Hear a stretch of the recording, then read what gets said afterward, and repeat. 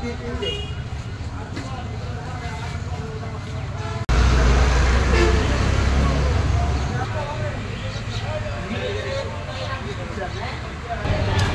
ধরে আমাদের কালিয়াতি বাস স্ট্যান্ডে যাচ্ছে ওটা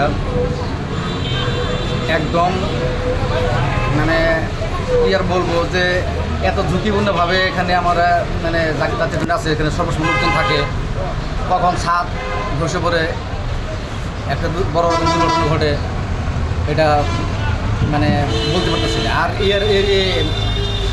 এর আগেও কয়েকবার উপরস্থ কর্মস্থলের আইসা এটা পরিদর্শন করছে, কিন্তু এটা এর কোনো মেরামত এখন মতো করে নেই।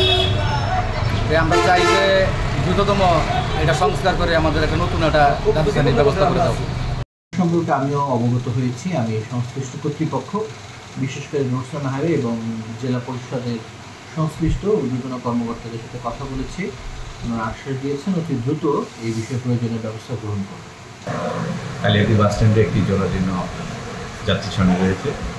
আমরা সেভারাল টাইম সেটা ভিজিট করেছি এবং আমাদের প্রশাসক মহোদয় শাহাদাত স্যার উনি যখন ছিলেন দায়িত্বে ওনাকে নিয়ে জিনিসটা আমরা সেই যাত্রী সামনেটা ভিজিট করেছি। একাধিক মানুষের মন্তব্য আছে যে এটা হয়তো পৌরসভা কর্তৃক নির্মিত হয়েছে।